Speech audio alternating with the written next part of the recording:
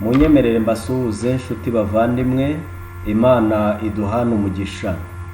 Nongeye gushimira Imana iduhaye amahirwe kugira ngo tubashe kuganira ku ijambo ryayo, icyubahiro kibi cyayo none n'iteka ryose. Ngiye muganira, amazina ni Mugizeneza Jean Paul. Erega ubutumwa bwiza ntibunkoza isoni, kuko ari imbaraga ihesha uwizera wese gukizwa, uhereye ku Muyuda ukageza ku Mugiriki. Abaroma igice cya mbere umurongo wa 16. Uyu mwanya rero tugiye kuganira ku magambo avuga ngo kwihisha no kwiherera. Dusenga Imana. Turagushimye Mwami Imana ishobora byose, tugushimiye uburinzi n'ineza uhora utugirira uko bwije n'uko bukeye. Izina ryawe rihabwa icyubahiro. Imbere yawe niho tubonera amahoro, ibyari imisozi ukabihindura amataba, ndetse na bimwe twabonaga nk'ibidashoboka tugasanga biremeye. Ngaho rero duhe kukwiringira mu murimo wawe, kugira ngo tubashe gukabuza twegera imbere, kandi abe ari wowe uhindura imitima yacu yabaye akahebwe. Tubisabye mu izina rya Yesu, amena. Reka nongere mbibutse yuko tugiye kwiga icyigisho kivuga ngo kwihisha no kwiherera. Reka tubanze turebe ku ijambo rivuga kwihisha. Iri jambo turarisanga mu Itangiriro igice cya 3 umurongo wa 8 kugeza uwa 10, aho umuntu ashobora kwihisha Imana. Turongera kureba uburyo umuntu ashobora kwihisha Satani turebye mu cyambere cy'Abami igice cya 19 umurongo wa 1 kugeza uwa 18. Turongera turebe uburyo umuntu ashobora kwihisha inshingano turebye muri Mariko igice cya 9 umurongo wa 1 kugeza uwa 13. Ubwo kwihisha turabishyira mu bika bingahe? Mu bika bitatu. Igika cya mbere ni ukwihisha Imana, igika cya kabiri ni ukwihisha Satani, igika cya gatatu ni ukwihisha inshingano. Reka tubanze turebe mu gika cya mbere aho umuntu ashobora kwihisha Imana. Turabisanga mu Itangiriro igice cya 3 umurongo wa 8 kugeza umurongo wa 10. Reka dusome. Imana ihana inzoka na Adamu na Eva, bumva imirindi y'Uwiteka Imana igendagenda muri ya ngobyi mu mafu ya nimunsi. Wa mugabo n'umugore we bihisha hagati y'ibiti byo muri iyo ngobyi amaso y'Uwiteka Imana. Uwiteka Imana ihamagara uwo mugabo, iramubaza iti, urihe? Arayisubiza ati, numvise imirindi yawe muri iyi ngobyi, ntinyishwa nuko nambaye ubusa ndihisha. Iramubaza iti, ninde wakubwiye ko wambaye ubusa? Wariye kuri cya giti nakubujije kuryaho? Ahangaha turebye uburyo umuntu ashobora kwihisha Imana. Reka noneho turebe uburyo umuntu ashobora kwihisha Satani. Turabireba mu cyambere cy'Abami igice cya 19 umurongo wa 1 turageza ku wa 18. Imana yiyereka Eliya. Nuko Ahabu atekerereza Yezebeli ibyo Eliya yakoze byose, kandi nuko yicishije abahanuzi bose inkota. Yezebeli aherako atuma intumwa kuri Eliya, aramubwira ati, ubugingo bwawe nintabuhwanya n'ubwabo ejo nk'iki gihe, Imana zizabimpore ndetse bikabije. Uri kumva nta nubwo ari Imana imwe, ahubwo ni Imana nyinshi. Eliya yari afite Imana imwe, ariko Yezebeli yari afite Imana nyinshi. Amukangisha rero yamubwiye yuko hari Imana zizabimufashamo. Eliya byumvise atyo arahaguruka arahunga ngo yikize, ajya i Berisheba y'i Buyuda, aba ariho asiga umugaragu we. Ariko agenda wenyine urugendo rw'umunsi umwe mu ishyamba. Ahageze yicara munsi y'igiti cy'umurotemu yisabira gupfa, ati, Uwiteka ndarambiwe, icyabimara nuko ubu wakuraho ubugingo bwanjye, kuko ntaruta ba sogokuruza ubwiza. Nuko yiryamira munsi y'icyo giti cy'umurotemu arasinzira. Agisinziriye marayika araza amukoraho aramubwira ati, byuka urye. arakanguka abona umutsima utaze ku makara n'agacuma k'amazi biri ku musego we.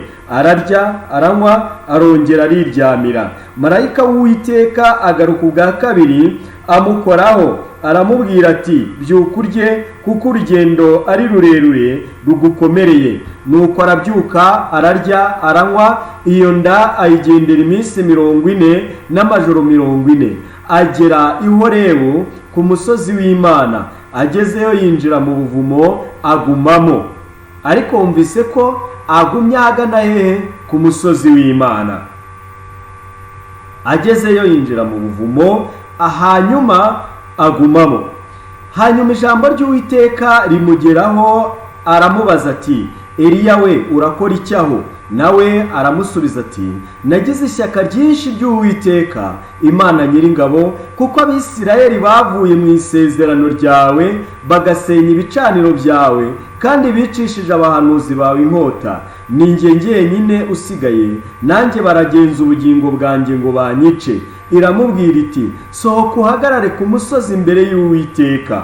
Uwo mwanya Uwiteka mucaho, maze umuyaga mwinshi wa serwakira uraza usatura imisozi, umenagura ibitare imbere y'Uwiteka. Ariko Uwiteka yari atari mu muyaga. Umuyaga ushize habaho igishyitsi cy'isi, ariko Uwiteka yari atari muri icyo gishyitsi.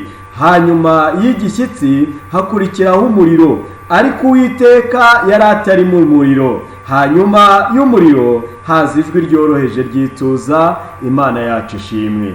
Eliya amaze kuryumva yitwikira umwitero we mu maso, arasohoka ahagarara mu muryango w'ubuvumo. Ijwi riramusanga riramubaza iti, Eliya we, urakora iki aho? Ararisubiza ati, nagize ishyaka ryinshi ry'Uwiteka Imana Nyiringabo, kuko Abisirayeli bavuye mu isezerano ryawe bagasenya ibicaniro byawe, kandi bicishije abahanuzi bawe inkota. Ni njye jyenyine usigaye, nanjye baragenza ubugingo bwanjye ngo banyice. Uwiteka aramubwira ati, genda usubize inzira yose y'ubutayu ujye i Damasiko, nugerayo uzimikishe Hazayeli amavuta aba umwami w'i Siriya, na Yehu mwene Nimushi nawe uzamwimikisha amavuta aba umwami w'Abisirayeli, kandi na Elisa mwene Shafati wo muri Abeli Mehora uzamusukaho amavuta aba umuhanuzi mu cyimbo cyawe. Nuko uzaba yarokotse inkota ya Hazayeli, Yehu azamwica. Uzarokoka iya Yehu, Elisa azamwica. Ariko rero nzaba nsigaranye abantu 7,000 muri Isirayeli batapfukamiye bari ngo bamusome. Ahangaha turimo tubona uburyo Eliya Imana yamubajije ngo urakora iki aho. Biragaragara yuko yari yagiye ku musozi w'Uwiteka, ariko ajya mu buvumo. Uwiteka ntago yari yamwohereje hariya hantu. Reka twumve ubusobanuro bwerekeranye n'uburyo umuntu ashobora kwihisha Satani. Hariya Imana yari yamutoranyije kugira ngo akore umurimo Imana yamuhamagariye, ariko bigeraho aracogora ajya kwihisha Satani. Reka turebe, urakora iki aho? Nubwo Eliya yari yiherereye ku musozi Horebu, nta muntu umubona. Imana yo yari ihazi, kandi uwo muhanuzi wari unaniwe ndetse acitse intege, ntiyaretswe ngo ubwe wenyine ahangane n'imbaraga z'umwijima zari zimwibasiye. Imana yavuganiye na Eliya mu muryango w'ubuvumo yari yihishemo, ikoresheje umumarayika wayo ukomeye woherejwe ngo amwunganire mu byo yari akeneye, kandi amusobanurira umugambi Imana ifitiye Isirayeli.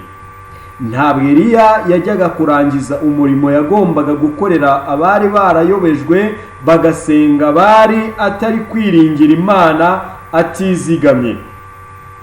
Intsinzi ikomeye yari yabereye mu mpinga y'umusozi Karumeli, yari yarakinguriye amarembo izindi ntsinzi zikomeye.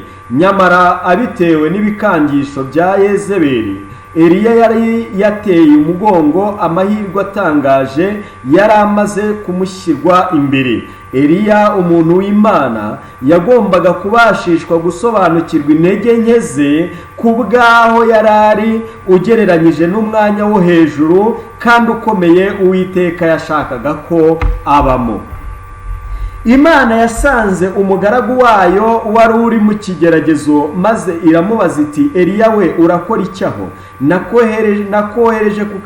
Nakohereje ku kagezi ka Kereti, maze nyuma yaho nkohereza ku mupfakazi w'i Sarefati. Naragutumye ngo ugende usubire muri Isirayeli, maze uhahagarare imbere y'abatambyi b'ibigirwamana ku musozi Karumeli, kandi nagukenyeje imbaraga kugira ngo uyobore igare ry'umwami Ahabu umugeze ku marembo y'i Yezereli.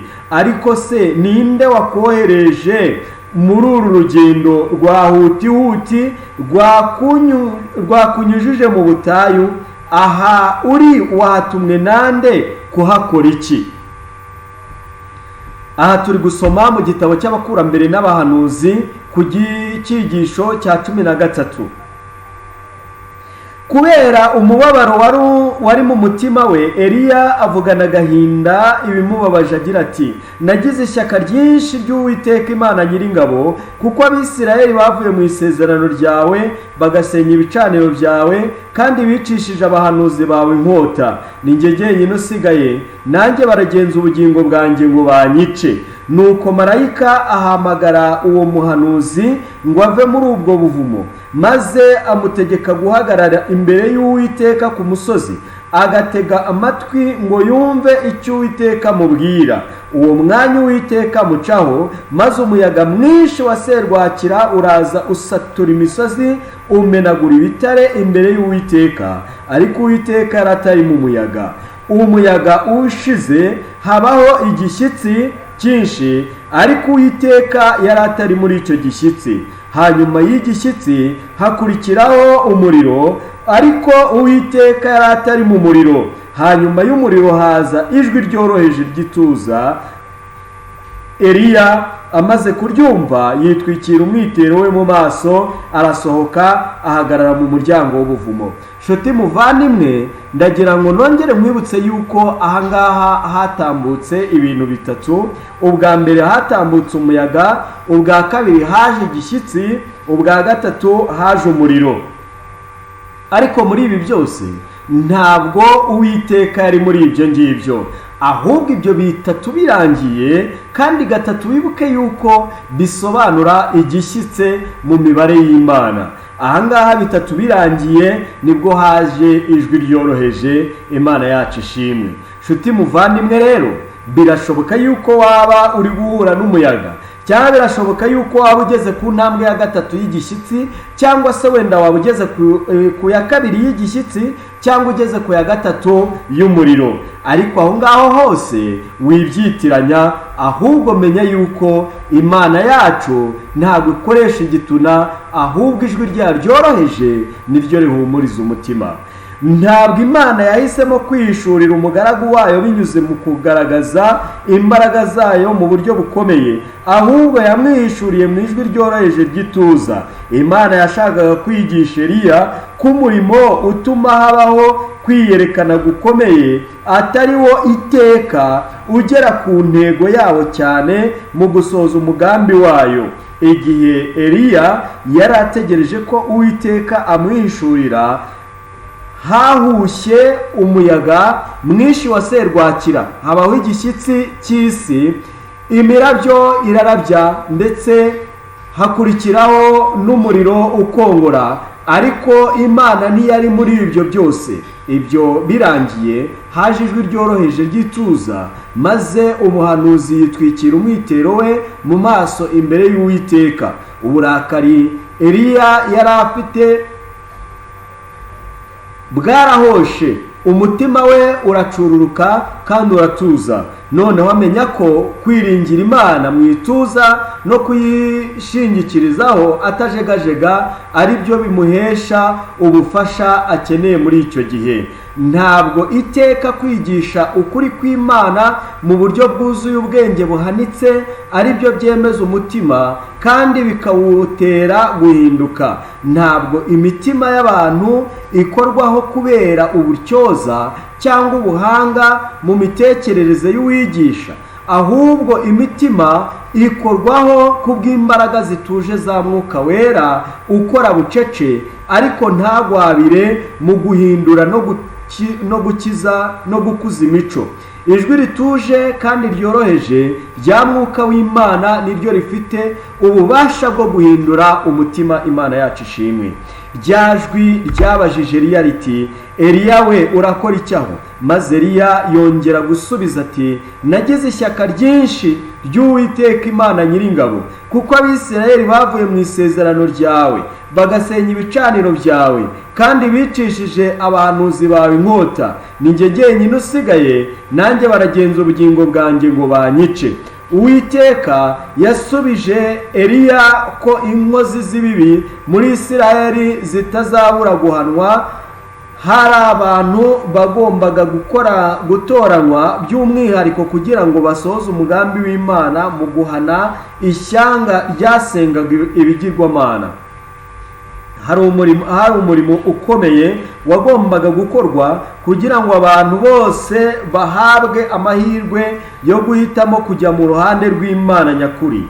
Eliya ubwe yagombaga gusubira muri Isirayeli maze agafatanya n'abandi umutwaro wo kuzana ubugorozi cyangwa ivugurura. Uwiteka ategeka Eliya ati, genda usubize inzira yose y'ubutayu ujya i Damasiko, nugerayo uzimikishe Hazayeli amavuta abe umwami w'i Siriya, na Yehu mwene Nimushi nawe uzamwimikisha amavuta abe umwami w'Abisirayeli, kandi na Elisa mwene Shafati wo muri Abeli Mehora uzamusukeho amavuta abe umuhanuzi mu cyimbo cyawe. Nuko uzaba yarokotse inkota ya Hazayeli, Yehu azamwica.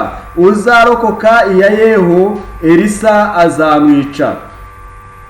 Eliya yari yaratekereje ko ari we wenyine usenga Imana nyakuri muri Isirayeli. Nyamara usoma imitima y'abantu bose yahishuriye uwo muhanuzi ko hari abandi benshi bakomeje kunamba k'Uwiteka mu myaka myinshi y'ubuhakanyi. Imana yaravuze iti, ariko rero sigaranya abantu 7,000 muri Isirayeli batapfukamiye bari ntibamusome. Nshuti muvandimwe, igihe cyose usigaye uri kubona yuko ari wowe wenyine wubaha Imana, menya yuko ijisho ryawe aho rireba, aho rigarukira, ntabwo ariho Imana igarukiriza amaso. Imana ibyo yemeye kuduhishurira ni ibyacu n'abana bacu, Gutegekwa igice cya 28 umurongo wa 28. Ariko ibyahishuwe ni ibyacu n'abana bacu ngo tubigenderemo. Kuba rero Imana yakugiriye icyizere ikaguha inshingano, ntabwo bivuze yuko wahindutse Imana. Hari aho ureba ariko hari n'aho utareba. Reka dukomeze kwiringira Imana. Hari ibyigisho byinshi twakura muri ibyo Eliya yanyuzemo muri iyo minsi ye yo gucika intege n'igisa no gutsindwa. Ni ibyigisho by'ingirakamaro cyane ku bagaragu b'Imana muri iki gihe muri rusange kirangwa no guteshuka inzira itunganye. Ubuhakanyi buganje muri iki gihe busa n'ubwari bwarabaye gikwira muri Isirayeli mu gihe cy'umuhanuzi Eliya. Abantu batabarika muri iki gihe bakurikiye bari binyuze mu guha umuntu ikuzo akarutishwa Imana, mu gusingiza abayobozi bakunzwe, mu kuramya mamoni, amafaranga, ubutunzi, ndetse no mu kurutisha inyigisho z'ubuhanga ari byo bita siyanse ukuri ko mu byahishuwe. Gushidikanya no kutizera biratera impinduka mbi cyane mu ntekerezo n'imitima by'abantu, kandi abantu benshi basimbuza amateka yera y'Imana inyigisho z'abantu. Byigishwa ku mugaragaro ko twageze mu gihe imitekerereze y'umuntu ikwiriye kuruta inyigisho z'ijambo ry'Imana. Amategeko y'Imana ari nayo rugero rw'ubutungane Imana yashyizeho, abantu bavuga ko ntacyo amaze. Umwanzi w'ukuri kose akorana ububasha bushukana kugira ngo atere abagabo n'abagore gufata ibyo Imana. Nyamara ubuhakanyi bwabaye igikwira nk'uko bigaragara, ntabwo bwafashe umuntu wese. Ntabwo abantu bose ku isi badakurikiza amategeko kandi ngo babe abanyabyaha. Ntabwo abantu bose bagiye mu ruhande rw'umwanzi. Imana ifite abantu ibihumbi byinshi batigeze bapfukamira Bali. Abantu benshi bifuza cyane gusobanukirwa ibya Kristo n'amategeko mu buryo bwuzuye. Murihangana. Bene abo bakeneye, reka nsubire inyuma gatoya. Imana ifite ibihumbi byinshi, ifite abantu ibihumbi byinshi batigeze bapfukamira Bali. Abantu benshi bifuza cyane gusobanukirwa ibya Kristo n'amategeko mu buryo bwuzuye. Abantu buzuye ibyiringiro by'uko Yesu agiye kugaruka bidatinze agashyira iherezo ku ngoma y'icyaha n'urupfu. Kandi hari abantu benshi bagiye baramya Bali nyamara batabizi, ariko umwuka w'Imana akaba akibinginga. Imana yacu ishimwe. Nshuti muvandimwe, kabone n'ubwo waba uhagaze mu murongo w'Imana, reka nongere nkwibutse yuko Imana ivuga yuko igifite abana bayo mu matorero atandukanye, ariko igihe bazumva ijwi ry'Imana rivugana n'imitima yabo ribararikira kumva ukuri, bakwiriye kuzasohoka muri ayo madini yayobye bakiyegurira Imana by'ukuri. Muvandimwe rero, reka kumva yuko ari wowe uri ku murimo wenyine, kuko ahantu hose hari aho uzumva abantu bavuga yuko amatorero yose arimo abageni. Kandi koko birahuza n'iri jambo, kuko itorero ryose ririmo abantu bubaha Imana, ariko bakaba badafite umutima uryarya. Ariko abo ngabo barasabwa kumva ijwi ry'Imana rivugana n'imitima yabo kugira ngo babashe kumvira Imana nyakuri. Bene abo bakeneye gufashwa mu buryo bwihariye n'abamenye Imana n'imbaraga y'ijambo ryayo. Mu gihe nk'iki, umwana w'Imana wese akwiriye gushishikarira kugira uruhare mu gufasha abandi. Igihe asobanukiwe ukuri kwa Bibiliya, bagerageza gushakisha abagabo n'abagore bifuza cyane kubona umucyo, abamarayika b'Imana bazajyana nabo. Ntabwo abantu bose birundumuriye mu kuramya Bali. Ntabwo abantu bose birundumuriye mu kusiribanga amategeko y'Imana. Haracyariho abana b'Imana hirya no hino, mu bagera mu nsengero, mu bagera mu kiliziya, mu bagera mu misigiti, yemwe na ba bandi tubona yuko ari abagihanga. Harimo abubaha Imana kandi Imana ishaka kurarika kugira ngo bumve ijwi ryayo rivugana n'imitima yabo. Ninjye nawe rero nituramuka tubyemeye tukaba ibikoresho byayo, Imana izakoresha kugira ngo babashe kumva ijwi ry'Imana. Kandi abo bamarayika bagiye, nta muntu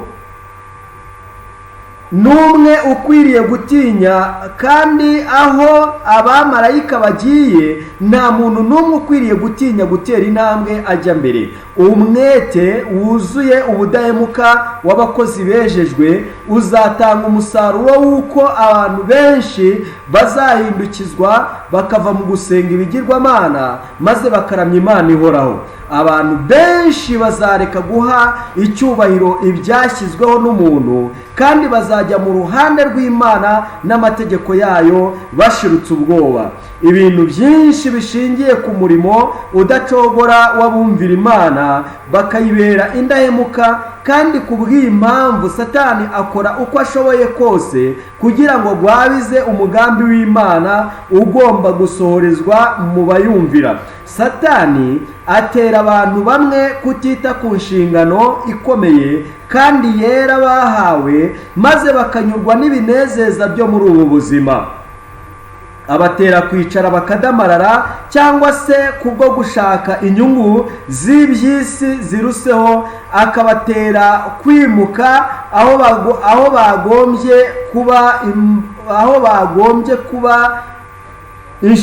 kuba imbaraga ihindura abandi gukunda icyiza.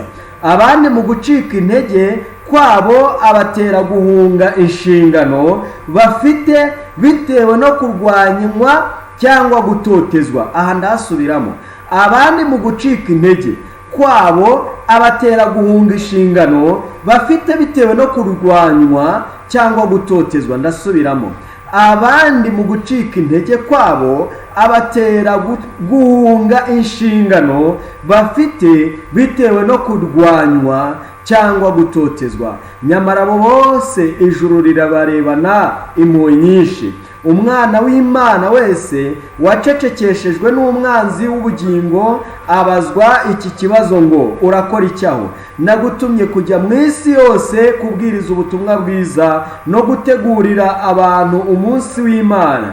Kuki uraha? Ninde wakohereje?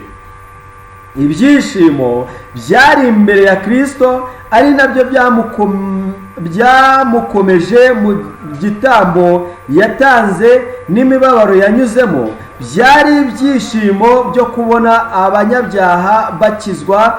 Ibi kandi nibyo bikwiriye kuba ibyishimo by'umuyoboke we wese, bikaba imbaraga imusunika mu migambi ye. Abantu bumva icyo gucungurwa gusobanuye kuri bo ndetse no kuri bagenzi babo, niyo haba ku rwego ruto, bazagira urwego runaka basobanukirwaho ubukene bukomeye bw'ikiremwamuntu. Nibabona ubuhamya mu mico mbonera no mu by'umwuka bw'abantu ibihumbi byinshi batwikiriwe n'akaga gateye ubwoba, imitima yabo izuzura impuhwe, kuko imibabaro yabo yo ku mubiri izahinduka ubusa nibayigereranya n'ako kaga abandi barimo.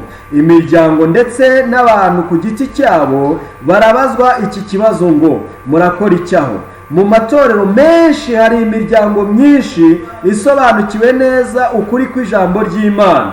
Abagize iyo miryango bari bakwiriye kwagura urubuga rwaho impinduka bateza zigera, bakoresheje kujya aho umurimo bashoboye gukora ukenewe. Imana ihamagarira imiryango y'Abakristo kujya mu turere two ku isi twijimye, maze igakorana ubwenge no kwihangana, yita ku babohewe mu mwijima mu by'umwuka.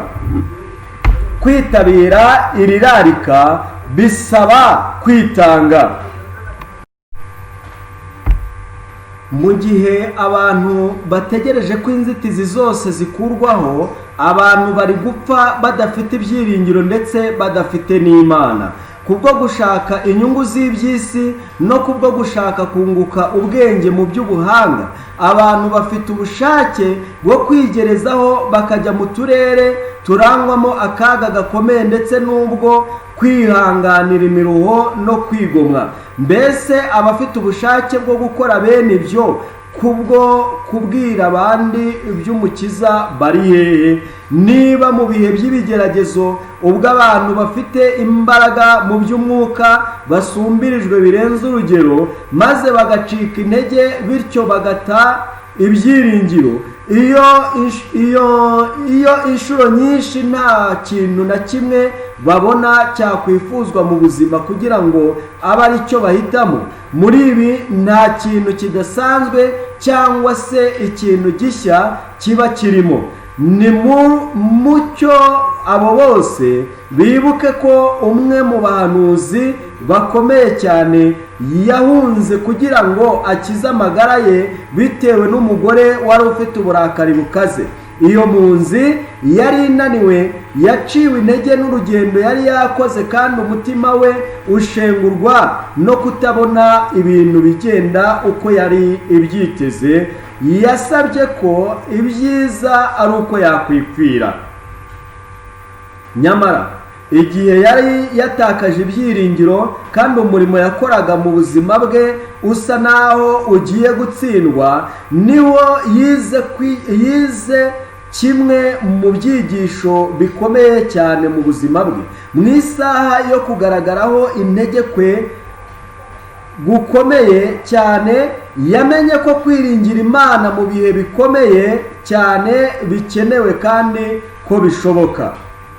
Abantu bagera mu kigeragezo cyo gutakaza icyizere n'ibyiringiro mu gihe bakoreshaga imbaraga z'ubugingo bwabo mu murimo wo kwitanga, bashobora gukura ibibatera ubutwari mu byabaye kuri Eliya.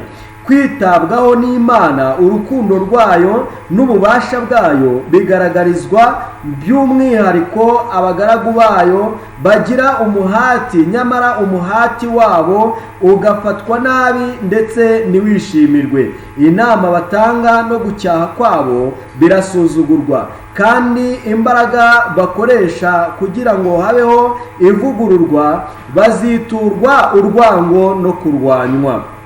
Igihe cyo gucika intege gukomeye niho Satani yibasira umuntu akoresheje ibigeragezo bikomeye cyane. Uko niko yari yiringiye gutsinda umwana w'Imana, kuko kubwo gukoresha ubu buryo Satani yari yarabashije gutsinda abantu inshuro nyinshi. Igihe imbaraga z'ubushake zagiye zicogozwa kandi kwizera kukabura, niho abantu bamaze igihe kirekire barwanira ukuri bashize ubwoba bagiye batsindwa n'ikigeragezo. Mose waremerejwe n'imyaka 40 yo kuzerera no kutizera kw'Abisirayeli, yagize akanya gato ko guteshuka ku Mana nyir'ububasha butarondoreka, yanditswe ku mbibi z'igihugu cy'isezerano. Yatsindiwe ku mbibi z'igihugu cy'isezerano.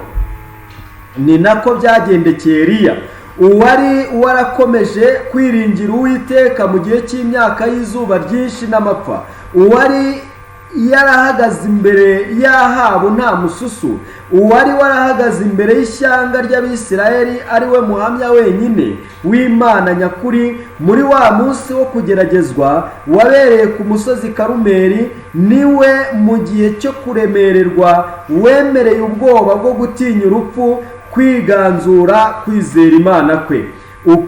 Uko ni nako biri muri iki gihe. Igihe tugoswe no gushidikanya, tubujijwe amahwemo n'ibitubaho, cyangwa tuzahajwe n'ubukene cyangwa guhagarika umutima, Satani ashaka ko ahungabanya ibyiringiro dufite ku Uwiteka. Icyo gihe niho ashyira amakosa yacu imbere yacu, kandi akatugerageresha kutiringira Imana no gushidikanya urukundo rwayo. Satani aba yiringiye guca intege umuntu no kudutesha komatana n'Imana.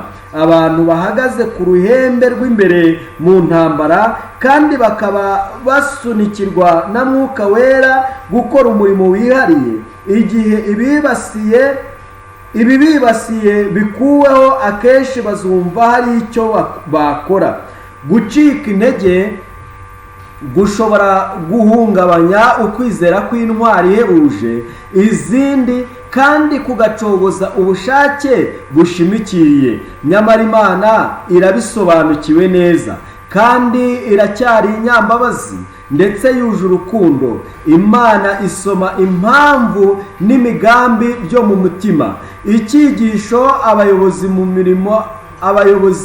mu murimo w'Imana bakeneye kwiga ni ugutegereza bihanganye no kwiringira Imana igihe ibintu byose bisa n'ibyijimye. Ntabwo ijuru rizabatererana mu munsi w'amakuba yabo. Nta muntu n'umwe ugaragara ko ari impezamajyo, nyamara kandi akaba adashobora gutsindwa nk'umuntu wumva ntacyo ari cyo, ahubwo akishingikiriza ku Mana rwose. Icyigisho cy'ibyabaye kuri Eliya cyerekeye kongera kwiga uburyo bwo kwiringira Imana mu gihe cy'ikigeragezo ntikigenewe abantu bari mu myanya y'inshingano zikomeye gusa. Uwari imbaraga za Eliya afite ubushobozi bwo kuzahura umwana we wese uri mu kaga uko yaba ari umunyantege nke kose, yiteze ko buri wese amubera indahemuka kandi aha buri wese imbaraga akurikije ubukene bwe. Mu mbaraga za muntu ku giti cye ni umunyantege nke, ariko mu bubasha bw'Imana ashobora kugira imbaraga zo gutsinda ikibi kandi agafasha n'abandi gutsinda. Satani ntashobora na rimwe gutsinda umuntu ugira Imana umurinzi we. Ndasubiramo, Satani ntashobora na rimwe gutsinda umuntu ugira Imana umurinzi we. Ndasubiramo, Satani ntashobora na rimwe gutsinda umuntu ugira Imana umurinzi we. Hariho uzambwira ati mu Uwiteka wonyine niho hari gukiranuka n'imbaraga. Yesaya 45:24. Bavandimwe ba Kristo, Satani azi intege nke zanyu, bityo rero nimwomatane na Yesu. Kubwo gushikama mu rukundo rw'Imana mubasha gutsinda ikigeragezo cyose. Gukiranuka kwa Kristo konyine niko gushobora kubaha imbaraga zo guhagarika umuraba w'ibibi ugenda wararika isi. Mushyire ukwizera mu byo muhura nabyo. Ukwizera koroshya umutwaro wose kandi kukaruhura umuruho. Ibyo mubona ubu by'amayobera mushobora kubikemura kubwo gukomeza kwiringira Imana. Kubwo kwizera mugendere mu nzira Imana iberetse. Ibigeragezo bizaza, ariko mukomeze mujye mbere. Ibi bizakomeza ukwizera kwanyu kandi bibatunganyirize gukora umurimo.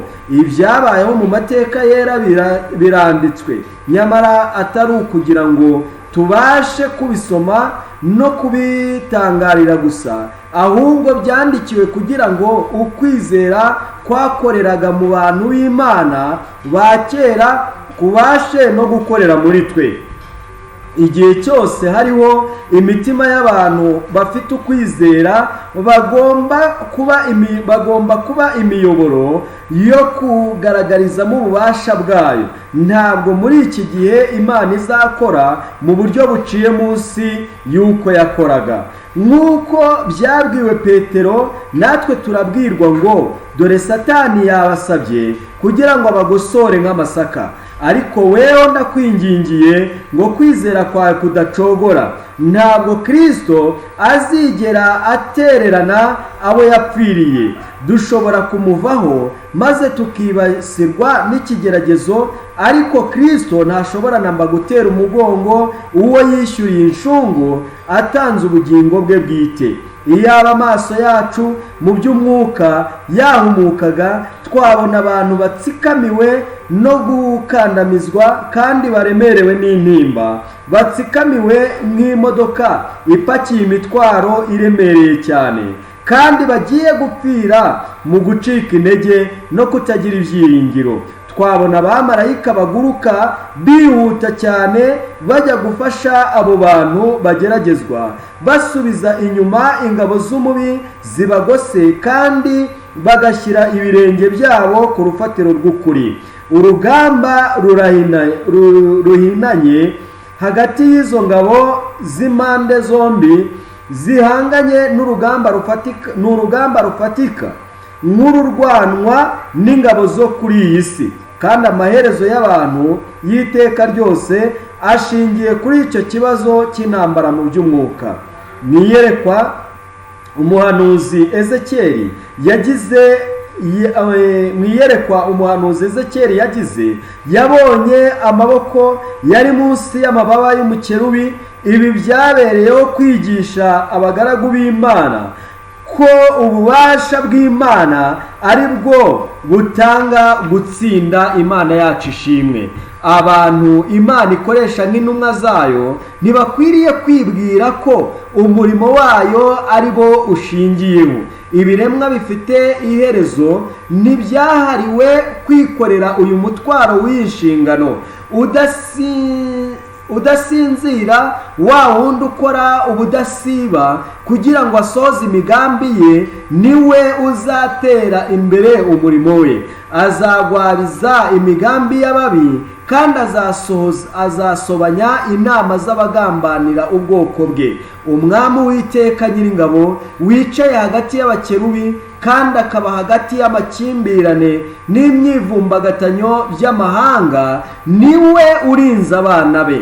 Igihe ibihome by'abami bizasenyerwa, igihe imyambi y'umujinya izahuranya imitima y'abanzi be, niho ubwoko bwe buzaba amahoro buri mu maboko ye. Imana yacu ishimwe. Nk'uko twabibonye rero ahangaha n'ubundi muri Mariko igice cya 9 umurongo wa 1 kugeza uwa 13 dusangamo abigishwa bari kumwe na Yesu mu rwiherero. Bari bihereye ariko bashaka kuhahindura aho kwihisha, kuko babwiye Yesu ngo bace ingando ya Mose, ya Eliya n'iya Yesu bigumira aho ngaho bagume mu munezero. Bana b'Imana, kwihisha ni iki no kwiherera ni iki? Yesu aravuga ngo muze twihererane, muze tujye inama. Iyo wiherereye ntago ndi bukomeze ngo wenda ashyireho andi masomo menshi ndi kugana ku musozo. Iyo wiherereye uba uri kumwe n'Imana aho yaguhamagariye kugira ngo ubashe gutuza, wongere usubize ubwenge ku gihe, wongere ubone imbaraga. Ariko iyo wihishe ni igihe uba wumva ushaka kubaho witurije, nta kikurwanya, nta kikugerageza. Ariko tubonye yuko Imana iriho kandi idahwema kurinda abana bayo. Izakurinda kandi nanjye izandinda, kandi izajya igwabiza imigambi y'ababi baba bashaka kugira ngo baburizemo umurimo w'Imana.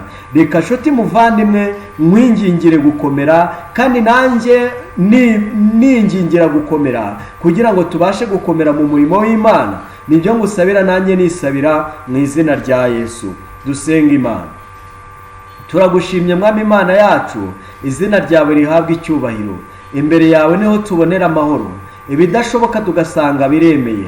Tubonye yuko uko ingabo z'isi zirwana urugamba ntago ziba zorohewe. Natwe tubonye yuko ariko dukwiriye kurwana urugamba rw'iby'umwuka. Satana tugabaho ibitera impande zose, ariko aho yanyura hose, yaba anyuze mu mibiri yacu, yaba anyuze mu isi, yaba yiyiziye ubwe, uduhe imbaraga zo kugira ngo tubashe guhangana n'isi n'umubiri n'umubi, kandi uduhe gutsinda no kukwiringira mu gihe ducogojwe n'urugamba. Tubisabye mu izina rya Yesu Kristo umwana wawe ukunda. Amen.